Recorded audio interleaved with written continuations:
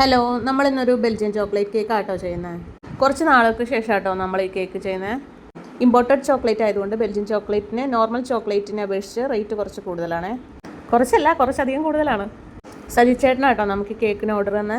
കേക്കിൻ്റെ വെയിറ്റ് വന്നിട്ട് 1 kg ആയിരുന്നേ. ഫില്ലിങ്സിന് നമ്മൾ ചോക്ലേറ്റ് ഗനാഷ് ആട്ടോ കൊടുക്കുന്നത്. നട്ട്സ് ഒന്നും ഇടണ്ടെന്ന് പ്രത്യേകം പറഞ്ഞിട്ടുണ്ടായിരുന്നു. നട്ട്സ് മക്കൾ കഴിക്കാത്തതുകൊണ്ടാട്ടോ. അപ്പോൾ നമ്മൾ കുറച്ച് ചോക്ലേറ്റ് മാത്രം ഗ്രേറ്റ് ചെയ്തിടുന്നുണ്ട്.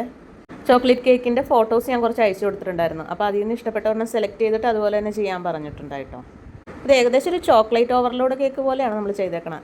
ഗനാഷ ഫ്രോസ്റ്റിംഗ് കൊടുക്കണോണ്ട് തന്നെ നല്ല മയത്തിൽ കൈകാര്യം ചെയ്തില്ലെങ്കിൽ നല്ല പണി കിട്ടൂട്ടെ കേക്കിന്. പിന്നെ അധികം ലോങ് കൊണ്ടുപോവുകയാണെങ്കിൽ കുറച്ച് റിസ്ക്കാണ്. നമ്മുടെ സ്ഥലം കുറച്ച് ലോങ് ആയിരുന്നു. ഫുൾ ചോക്ലേറ്റ് മയം എന്നൊക്കെ പറയില്ലേ, അതുപോലത്തെ ഒരു കേക്കാട്ടത്. അകത്തും പുറത്തും ഒക്കെ ചോക്ലേറ്റ് ആയിരുന്നേ.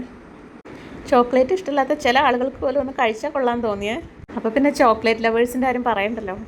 അങ്ങനെ നമ്മൾ മുകളിൽ ഗനാഷ് ഒഴിച്ചിട്ട് ആ പിക്കിൽ കാണുന്ന പോലെ തന്നെ സെറ്റ് ചെയ്യുന്നുണ്ട് കേട്ടോ. ചോക്ലേറ്റൊക്കെ വെച്ചിട്ട് കുറച്ച് ഓറിയോ ബിസ്ക്കറ്റും കൂടെ വെച്ച് കൊടുക്കുന്നുണ്ട് കേട്ടോ. പിന്നെ കടയിൽ പോയപ്പോൾ കവർ കണ്ട് ഇഷ്ടപ്പെട്ട ചോക്ലേറ്റുകളൊക്കെ ഞാൻ എടുത്തിട്ടുണ്ട് കേട്ടോ.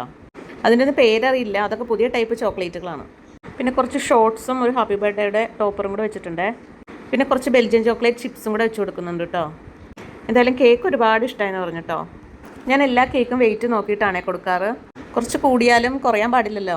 എല്ലാ ഹോം ബേക്കേഴ്സും അങ്ങനെ തന്നെ ആയിരിക്കും. അപ്പോൾ ഈ കേക്ക് എല്ലാവർക്കും ഇഷ്ടമായോ? ഇനി അടുത്ത വീഡിയോയിൽ കാണാം. താങ്ക്